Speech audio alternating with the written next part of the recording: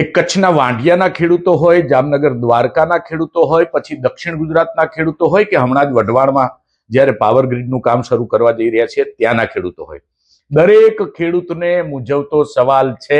માટે આ વિડીયો ખાસ તમારા બધા ખેડૂત મિત્રો માટે બનાવ્યો છે. આ વિડીયોને ખૂબ ધ્યાનથી જોજો અને બીજા ખેડૂત મિત્રોને શેર કરજો, કારણ કે આવનારા દિવસોમાં વીજ લાઈનનું કામ એક અંદાજ મુજબ રાજ્યના 12 જિલ્લાઓ, 41 તાલુકાઓ ને 1000 થી વધારે ગામડાઓમાં થવાનું છે. એટલે દરેક ખેડૂત મિત્રને સતર્ક કરતો આ વિડીયો છે.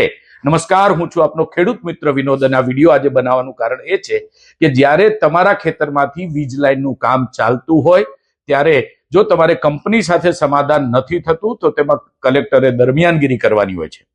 કલેક્ટર તમને નોટિસ મોકલીને તમને સાંભળવા માટે બોલાવતા હોય છે, પણ કારણ ગમે તે હોય, ઘણા કિસ્સાઓમાં એવું બને છે કે કલેક્ટર હાજર મળતા નથી. 3 જવાબ મળશે: કલેક્ટર મીટિંગમાં છે, કલેક્ટર વીસીમાં છે, અથવા તો કલેક્ટર બહાર છે. આનું કારણ આપણે કારણમાં નથી પડતા. કેટલાક કંપનીના ચાટુકારો હશે, કેટલાક સાચા કામે ગયા હશે, પણ તમારે જ્યારે પણ કલેક્ટરની સામે હાજર થવાનું હોય ને કલેક્ટર હાજર ન હોય તો એનો કોઈ પણ કર્મચારી હોય, એનો ક્લાર્ક હોય, એનો પીએ હોય કે એનો પટાવાળો હોય, એક લેખિત લઈ લેજો કે આ તારીખે અમારે આ કામ સબબ કલેક્ટર સાહેબ શ્રી સમક્ષ હાજર થવાનું હતું, પણ તેઓ હાજર નથી, એટલે અમને નવી ડેટ ફાળવજો. નહીતર થશે શું કે કંપનીની જે મનમાની છે, કંપનીના બાબુઓ જે ખાઈ બધેલા છે અને એની આપણું જે સ્થાનિક પ્રશાસન છે એ સાથેની જે મિલીભગત છે, એટલે તમને ગણાવશે કે આ તારીખે તમને નોટિસ મોકલેલી પણ તમે હાજર રહ્યા નથી. આવું શક્ય છે ભાઈ.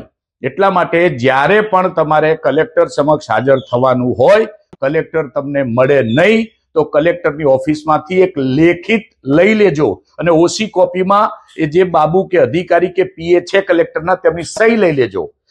આ વિડીયો ખૂબ મહત્વનો છે. વધુ ને વધુ ખેડૂત મિત્રો સુધી શેર કરજો, કારણ કે દરેક ખેડૂતોએ આના ભોગ બનવું પડી શકે છે. માટે ખેડૂતોના હિતમાં મહત્વનો વિડીયો છે.